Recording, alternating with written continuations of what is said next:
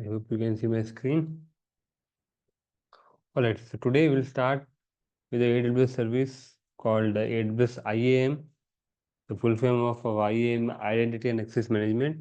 And this service is basically used to manage your security on the cloud. So when we say security means who can access, you can define which identities have access to your AWS account, what are the things they can do in the AWS account. So all those things we can control from there. Okay, so IAM is a global service. It is not a regional service, unlike EC2 and Lambda. So you cannot select region from here. So it is a global service. Now in IAM we have three major identities: users, roles, and policies. Oh, sorry, four. Users, roles, policies, and user groups. Okay, so I will explore them one by one. Yeah.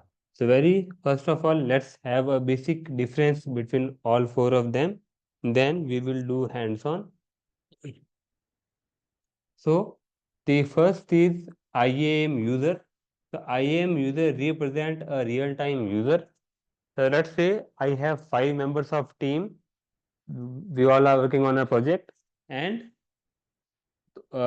everyone needs AWS access. So I need to create 5 users in AWS, and so those are known as the IAM users. Now, IAM role, the roles are used to provide access to cross services. For example, if one of the service, let's say EC2, needs access to S3 or Lambda, then we will use role. We cannot create a user for EC2. Okay, so role is to allow services access to each other, and user is to allow a real-time person access to AWS. Okay, next, IAM policies. What are the IAM policies? The IAM policies are JSON-based document. In that, we define the permission sets. For example, we can create a permission in IAM policy, let's say, so that we can define a permission to use a few buckets, a few EC2, few lambdas, and then we can attach that policy to either user or IAM role. So based on the policy, the user will have access. Lastly, we have the user group. That is to segregate multiple users into one common group. For example, we have 10 members in our team, and there are five developers, and for all of the developers I need to give read only access. So instead of creating permission for each and every user, I can create a group, and then I will simply create a user, and I can add the user to the group. So the user will inherit or acquire the permission from the group. Okay, it's like the ancestor, like how we acquire properties from our parents. Similarly, whatever permission group has, and if you add any user to that group, the user by default will have all those access. Okay, so this IAM service is your secure service. By this, you control who can access your AWS account. Okay, and how they can access it, what permission sets they will have. So all those things we can control from this IAM dashboard. Now I will go to users, and let's say I will create a user.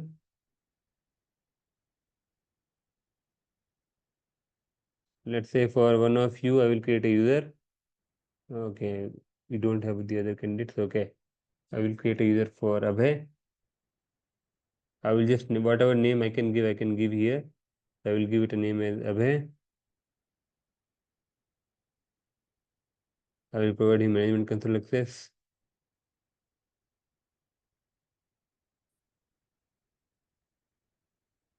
Password. Hello 123. This is the password. Username is Abhay. User must create a new password. No. Yeah, here you can define, you can create a default password for the user. Here you can define, if if you select this box, then whenever user log in the very first time, he need to, recreate his password. I will go to next. I don't need to add to user group. I will just attach few policies. Let's say I will give the user permission for S3 only, S3 full access. I will not give him any other permissions. Next, and create the user. So my user has been created. This is password, and this URL user can use to log into the account. This is the username. Now, let me open a new incognito window, and I will copy that login URL. So this console URL is unique for each of the account. It's like your account ID dot signin.aws.com. Okay, so let me copy this URL, and I will paste here.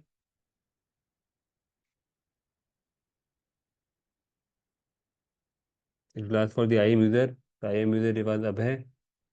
Password was hello123, H capital hello123. Now I can, based on this, I can log in. Now, as soon as I sign in, you will see that yes, I have access to that account. Okay, let's go to our region, US East 1. But for many other things, you will get the error like access denied. If you see here, you are getting access denied. You don't have permission to list all these things. Let's say if you go to EC2 and you want to check all the instances.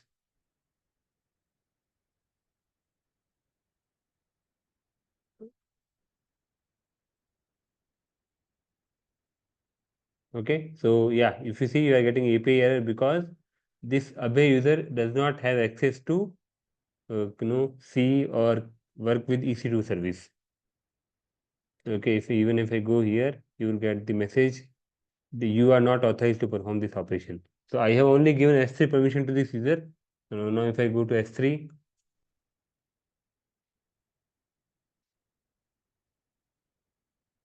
and yes, you can see the bucket, you can create a bucket, anything you can do in the S3 because you only have S3 permission. Okay, cancel it. And now if yes, we have to use Abhay. And if I go to the Abhay, I can see user only has S3 full access. If you want, you can add additional permission as well as and when required. But for now, it's fine. So yeah, this is how we can create an IAM user. You can give him the permission, and whatever permission you will give him, he can only do that thing. Okay, so now let's say I will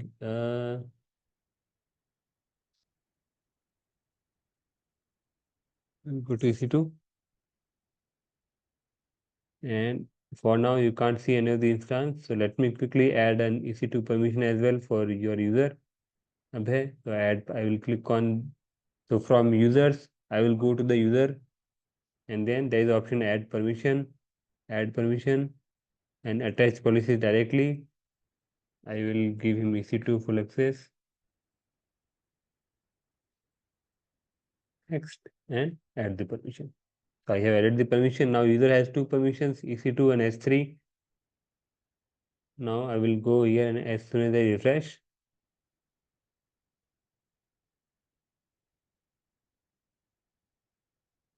you can see you are able to see the instance.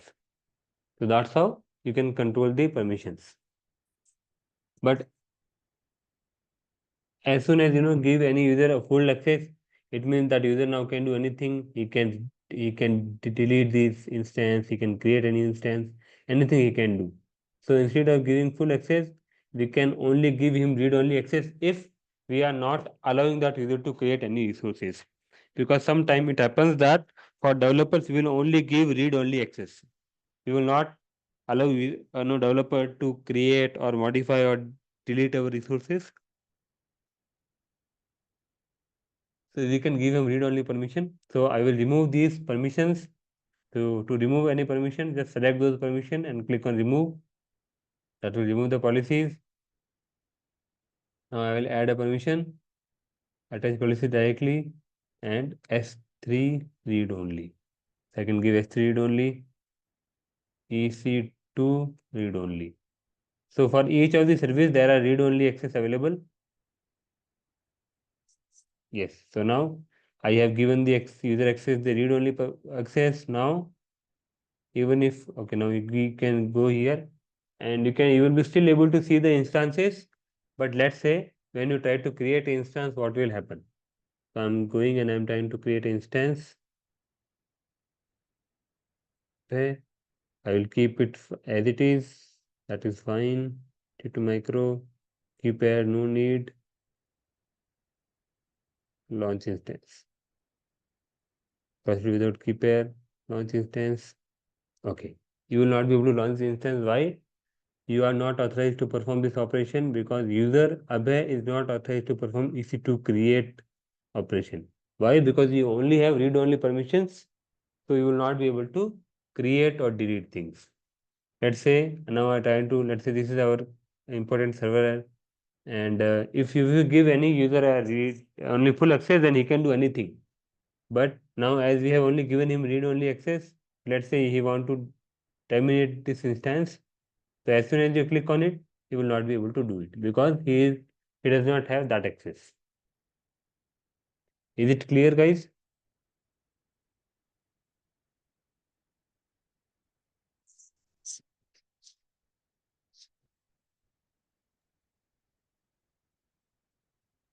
Yeah, I Any question? got. Yeah, I joined bit late, but yeah, I got it. Yeah, Okay, okay. after creating user, we can provide permission and manage those authorization from here. Yeah, yes. So if you want, I can very very quickly give you a recap. Would you want me to give a recap? Yeah, yeah, please. Okay. So today we are covering important service, that is AWS IAM service. That is, this service is basically used to secure your account and to control who can access your account, what permissions that will have. So majority of in AWS IAM we have four identities: IAM user, IAM role, IAM policies, and user groups. So first we talk about IAM user. IAM user is basically created for real-time users, the human being. For example, I am working in a project and there are 5 members, and all those 5 members need AWS account. But there are different use cases. Maybe let's say if some user need to create resources, some user will have only read-only access, whatever. But for all those 5 users, I need to create 5 users. So I can create the user from here, go to IAM and then click on users. And from here, you can create a user. You can give the user name. And from here, you can give user management console access. If you don't select this, it will only give him CLI access. It will give you access key and secret key that can be used to run AWS CLI command.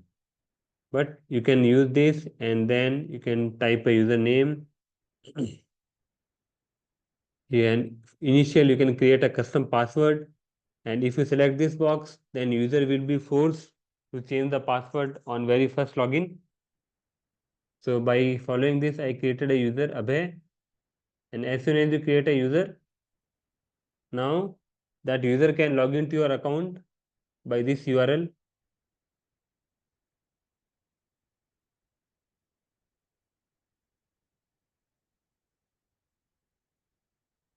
So yeah, we have this sign in from IAM dashboard. We have a sign in URL. So we have to copy this URL. You need to open it in a new tab. And then whatever user you have created for that, you have that user will have that username and the default password, and with that user will be able to log in. Now we can attach policies to the user. So there are different lots of policies available in AWS, uh, and it depends on use case. Let's say if I am creating a user that only have we are only giving him view only access, so give him only read only access for the services. If you give him full access, then user will can do anything. He can create new resources and he can delete the resources. So again, that will be based on the requirement. Okay, so that's how we can manage the users in IAM. Now let's talk about the policies. So AWS has basically created lots of policies which are AWS managed. It means these are policies created by AWS itself, and they will be present in all of the account. So if you see the second permission, administrator access, this permission means you are giving a user full access to the AWS. He can do whatever in the AWS. Okay. And remaining you can do for the service based. Let's say I want to give a Lambda based access to any of the user. So for Lambda, there are access like Lambda full access, Lambda read-only access, Lambda execution access. So if you want a user to create Lambda, delete Lambda, update Lambda, then you can give him full access. But you can only, if you want, that user should only be able to see the Lambda code, then you should only give him the read-only access. Okay, for each of the service, these two combination is available, full access and read-only access. Okay, let's say for even RDS, so we have RDS full access and we have RDS read-only access. Okay. Also, if you want, you can also create your own policies. So in AWS, there are three types of policies. There is a AWS managed policy. Then we have a customer managed policy and inline policies. Managed policies are created by AWS itself. You can just simply use it, and user managed policies you can create your own. I will show you a demonstration. So let's say I can go here and I can create a policy. So for which service I want to create a policy, let's say for S3, and what all actions I want to provide in this policy. So there are lots of action available, like say I will only give list bucket, and if you want to give him write permission, in write permission, what access you want to give him? Let's say you want to give him create bucket policy, and you don't want to him to give him the delete bucket.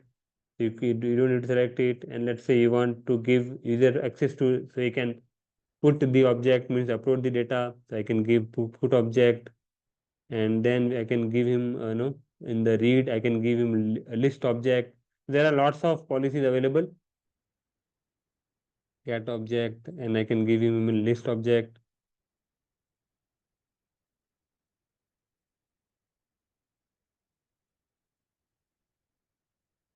Okay, for that fine.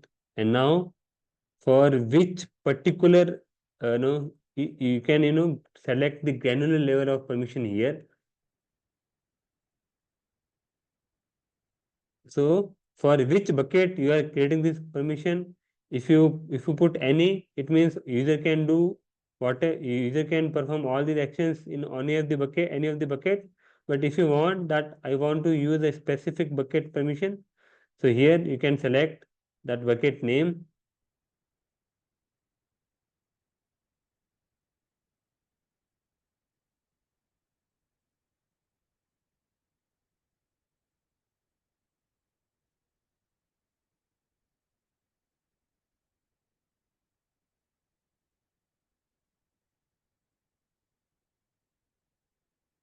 Let's say I will only give access for this bucket.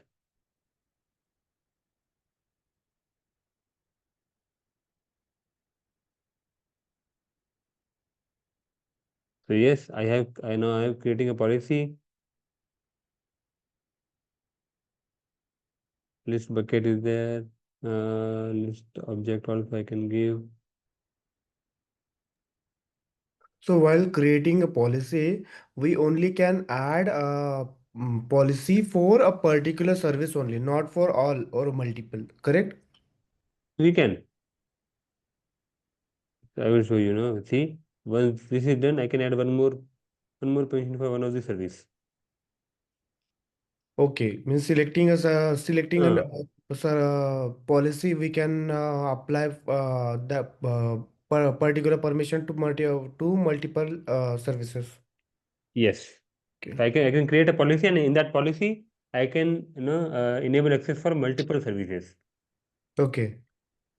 That too, if you, let's say in S3 there are multiple buckets, but you want to enable only for one few of the buckets, so you can add. So let's say I can Okay. add one more bucket like this. But right now the user will have only access to this particular bucket, because I have lots of bucket, and you don't want to give user access to all of the bucket. So even you can control that. Could you clear the what does mean of bucket? Okay. If you remember, when we're working in AWS S3, we can Mm-hmm. create bucket. multiple buckets. Hmm. Or let's say in EC2, you can create lots of servers, right? Yes. EC2 we create instance. Right? So you can create multiple instances, one instance, two instance. Hmm. But let's say there are many critical instances, so you don't want to give anyone for that instance permission. So you can even specify a particular instance, so user will only have access to that particular instance, not all of the instances. Hmm. It's like that. Okay, it's okay if you assume it like that. So let's say when you go to a hotel has lots of room number 1, 2, 3, 4, 500, 200, right? But Hmm. you only have access to particular room. Correct. It's like that only. Okay. Okay. Yes. So like this, you can create your own policy. So I will go to next and policy name. I will name it, let's say, selected S3 policy, and my policy is created. Now I will go to that user Abhay. So right now Abhay has uh, read-only access on all of the buckets, right? S3 read-only access. By default, it means he has access to all of the bucket. So if I go to the next tab, and here if I go to S3,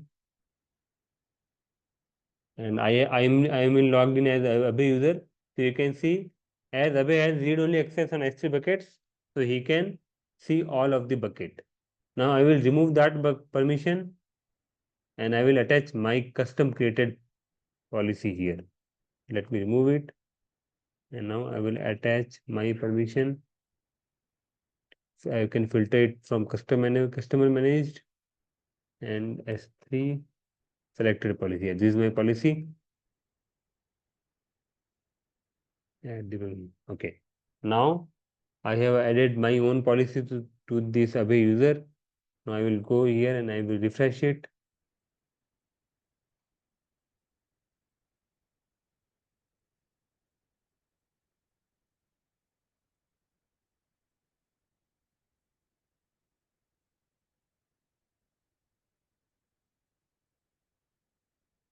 Okay, somehow it's saying access is denied.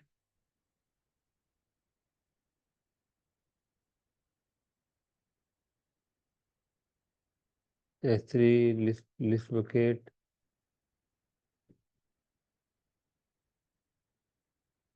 Okay, let me edit something here.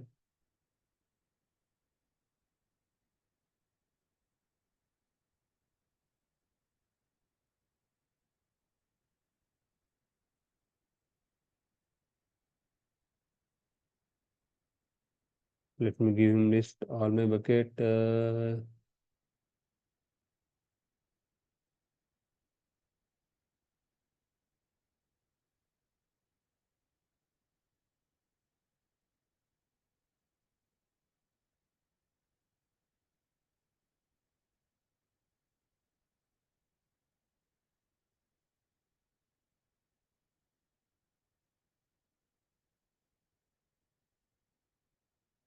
Okay, see the user can see all of the bucket.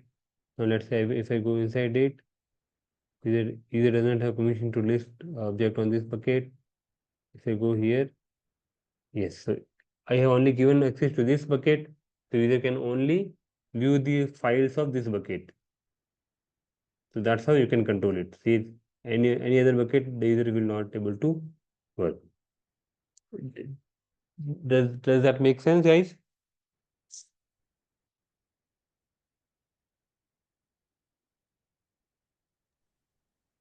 So with IAM policies, your own custom policies, you can select granular level of permissions. The lowest level of permission you can set by using your own custom policies. That is quite useful because let's say I have 10 buckets and there are very critical production level bucket. I don't want anyone to touch them. So I can simply and that the user need to work on the same account. So you can create a custom policy and you can restrict the user to see content of the other buckets.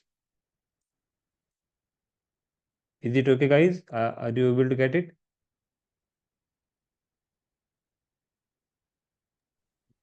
Yes. Yes. All right. Okay, so users and policies done. Now let's talk about the user groups. So user groups is like that. It's it's let's say okay. Consider a scenario that we have a team of 10 members and we have three QA engineer, we have three developers, and we have three DevOps engineer, and one is the manager, you know.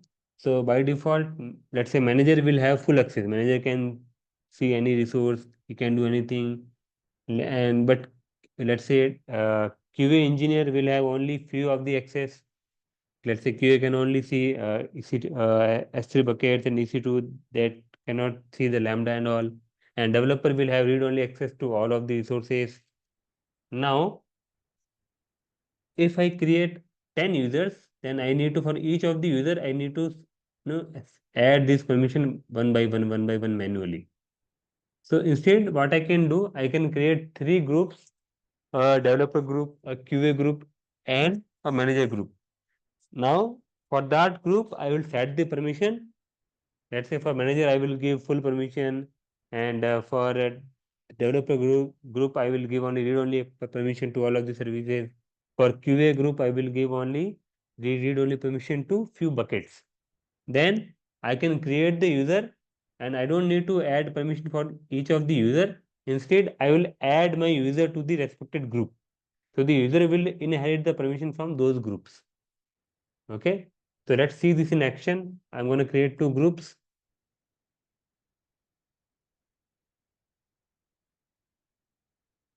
Okay. I will not add user right now only, but for permission, as he is a manager, I will give him administrator access, and user group is created, manager group, and I will create now one more group for, let's say, developer group.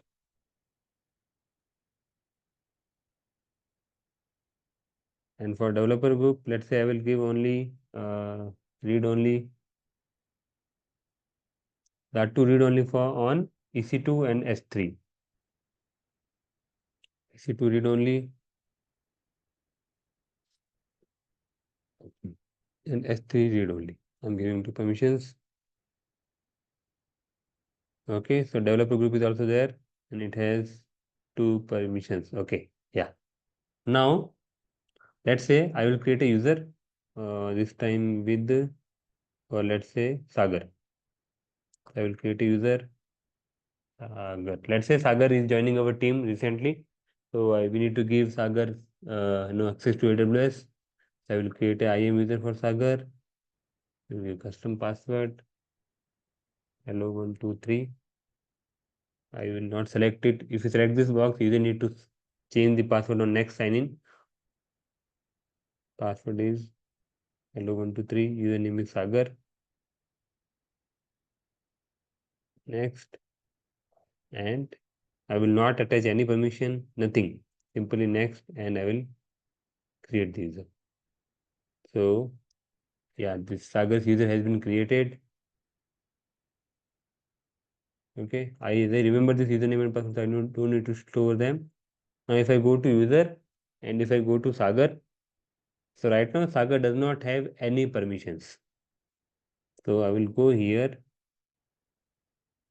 and I will log out from a user.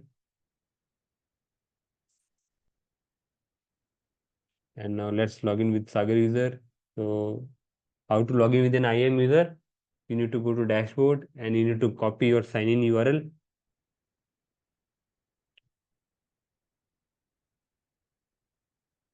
And open it. Username was Sagar. Password was hello123.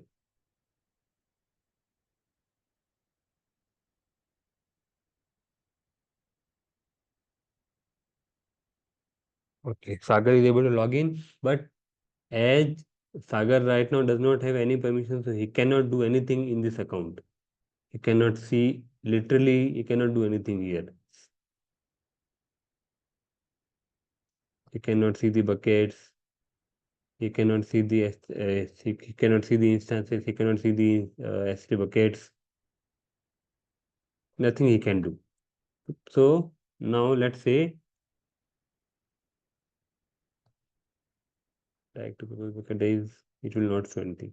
Yeah, why? That is totally understandable, because we have just created the user and there is no permission on that user.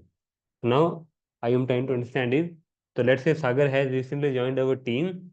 So, and we know that Sagar has joined as a developer. Okay.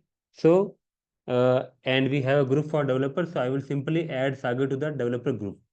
So the idea here is, I know that I will have only three role in my team. So for three role, but in three role there could be multiple employees. Let's say that let's say tomorrow I have 30 employees, 40 employees, or 500 employees as a developer, and I have hundreds of DevOps engineer. So I cannot create permission or manually attach the permission for each and every user. Instead, I can create a group, and then I will just simply create the users. By default, user will have no permission, but I can add the user based on their role. So as I know that Sagar is a developer, so I will just go to the developer group and I will add a user and I will select Sagar from here. Okay, Sagar is now added to the developer group. So Sagar now will have these two permissions. If I go here and if I refresh, yes, you see now Sagar can see all the buckets. Although I have not added, individual permission for Sagar. So that's how the group level permission works. Now I have convenience, and let's say tomorrow Sagar is leaving us. So I just need to, you know, remove Sagar from this group, you know. So what I have to do is I will go to group, I will go to developer group, and I can see there is Sagar user. I will just select the user and I will remove it. So as soon as I remove it, Sagar's permission will be revoked immediately.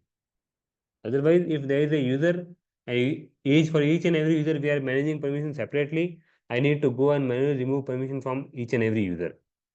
That is inaccessible. No, that is not a good practice. Also, let's say tomorrow, let's say we are not following this group practice, and I have 100 developers, and for 100 developers, I have 100 IAM user created, and I have attached all of the permission to all those 100 users. Now tomorrow, let's say developers say, okay, that we need a new permission for Lambda. So I need to add that Lambda permission to all those 100 users. But if I was using group, I will simply add the Lambda permission to this group, and all of the users that are present in the group will inherit that Lambda permission. Does that make sense, guys?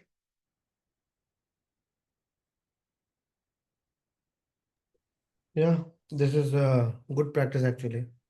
Yeah. So that's how you can manage, that's the users and permissions and user groups comes into the picture. Now, next we have is an IAM role. The roles are what? So for living humans, we can create users, but what if sometimes it happens that AWS services needs to communicate each other. For example, I have an EC2 bucket. Sorry, I have a EC2 instance where I'm running an application, and that EC2 instance need S3 permission, so that let's say whenever user is uploading any application to EC2 server, then that file should be stored in S3 bucket. So for that, EC2 instance should have S3 permission. So how that works? So for that, IAM role will come into the picture. Another scenario, let's say you are working with Lambda, and your Lambda need permission to connect with S3 bucket. So for that, you have to create a role, and then in that role, you need to attach policies. So policies are same whether it's a user or group or IAM role. Okay. Policy is not such that policy is work for all of the ones, but group will not work for the rules. You cannot add roles into the groups. Okay, and by default you will see in each of the account there are some default roles created by AWS. Okay, but let's say yesterday you were working with Lambda.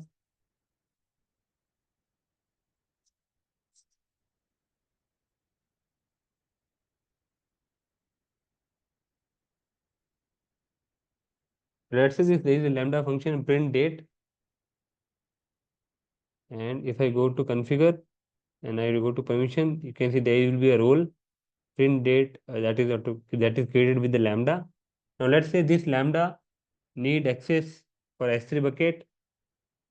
So for now, this Lambda does not have access to S3 bucket.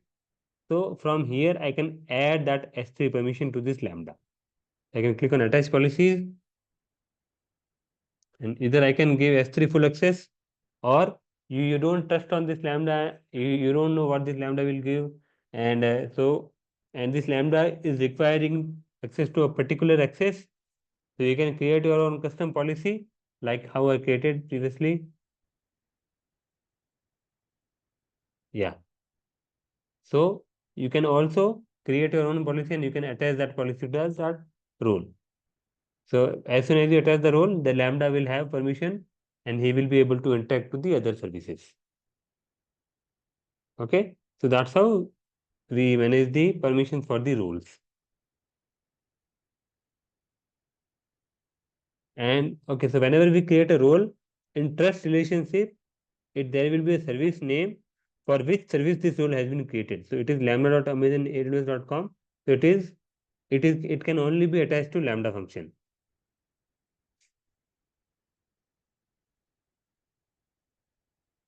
Any question here, guys?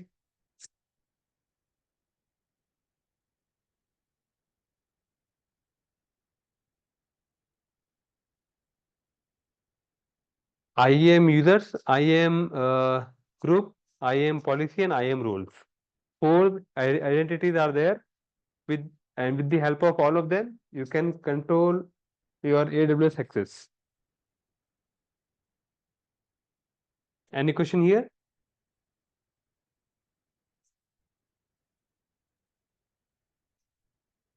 No. Okay. So with that, we are done with IAM. Let me quickly, okay, there is something called identity provider. So this identity provider is for sometimes we also need to connect to some third-party services. Okay, so for example, let's say uh, let's say I hope you guys have heard about GitHub Actions, right? So in GitHub Action, you let's say you need uh, access so that GitHub can communicate to your AWS account. So GitHub is not a real-time person. So we cannot create a user for GitHub. Also, we cannot create a role for GitHub because GitHub is not a AWS service. So GitHub is a third party that is completely out of AWS. So in that, there is something called identity provider, and you can add your identity provider here. So let's say now here, uh,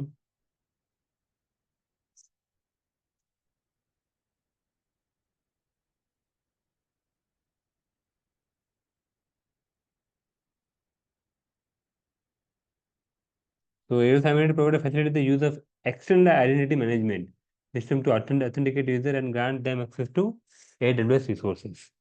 Okay. Now to connect to those third-party provider, these process is slightly different, because provider URL will be different for each of the provider. So whatever provider you are trying to connect to AWS, you can search like this: AWS IAM identity provider. Let's say GitHub. So you will get some, documentation. Okay, this is the official documentation of GitHub. So it's saying how to do it. So for the provider URL, use this URL. See, you will get this URL. So this URL need to be put here, provider. Okay, and under audience, for the audience uses this.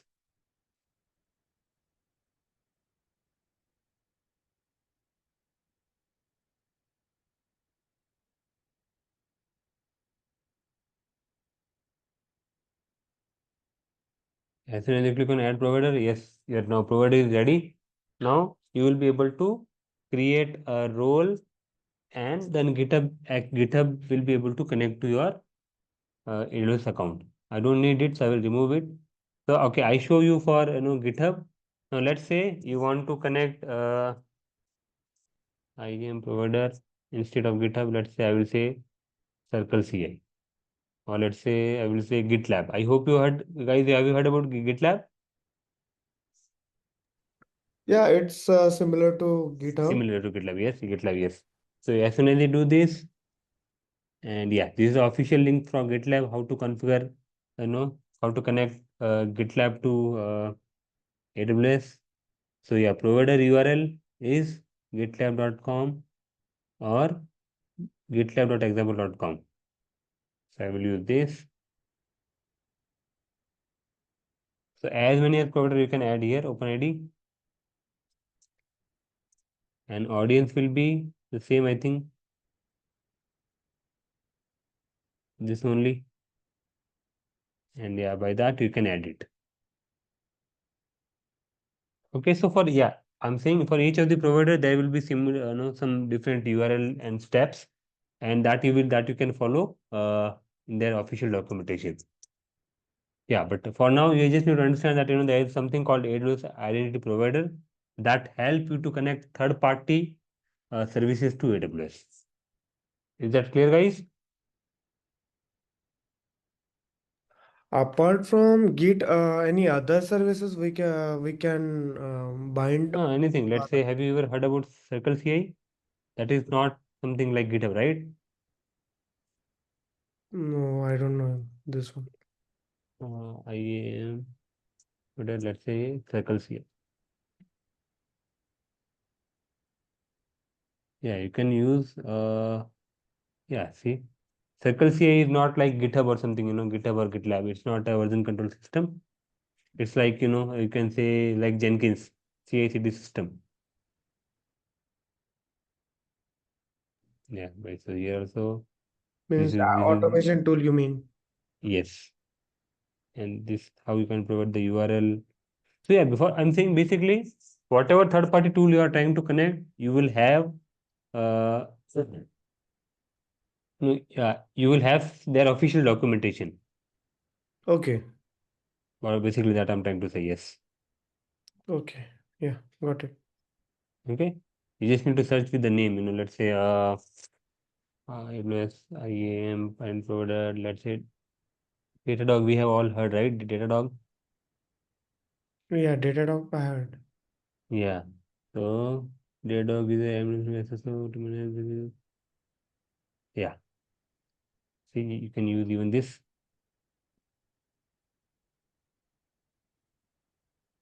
No, something else.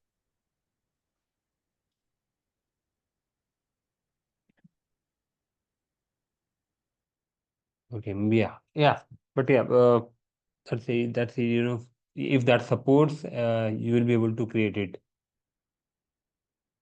But majority of this, I have as of in my career, I only use this identity provider to provide access to GitHub or GitLab, because not only from there only we trigger our workflows.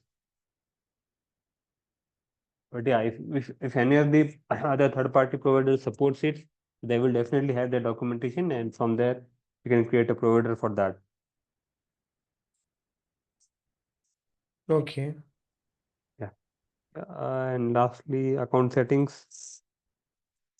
Yeah, from here you can let's say whenever you create a user, IAM user, by default there you will create a password, but you can from account setting you can define the password policies, so like let's say I can click on custom and I will say require at least. So whenever user is setting the password, you can set the rules that the password should have at least one uppercase letter, has at least one lowercase letter, at least one number, one alphanumeric, and minimum length you can set up. And you can set up the password expiration, so that after every 90 days the IAM user need to reset their password, prevent password reuse. So up to 3 past password they will not able to reset. So those things also you can configure from here. Okay, from IAM account settings.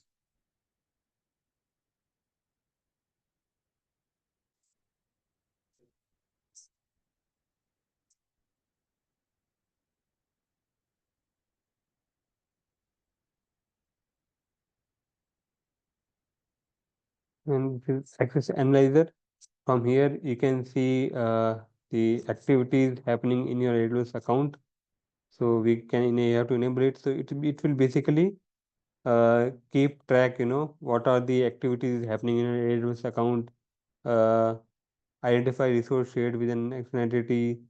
Yeah, it's like, because see, when you connect provider and you create multiple users, so how you will track them, who is doing what. So you can enable this and it will do all the analysis, it will create the center. You can see that what action has happened at what time and like that. So you have to enable it and it comes with the price.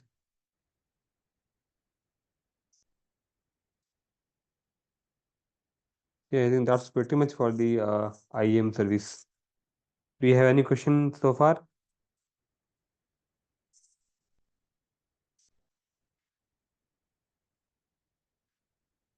Abhay, Sagar, do you have any questions? Not from my side. All right. Yeah, I think so. That's it for the day. We hardly have 8 minutes left. So from tomorrow, we'll start uh, Terraform. We'll use Terraform to create these resources. Okay. Yes. All right, guys. General question I have, you can stop Yes, the record. please. Sure. Let me first stop the recording.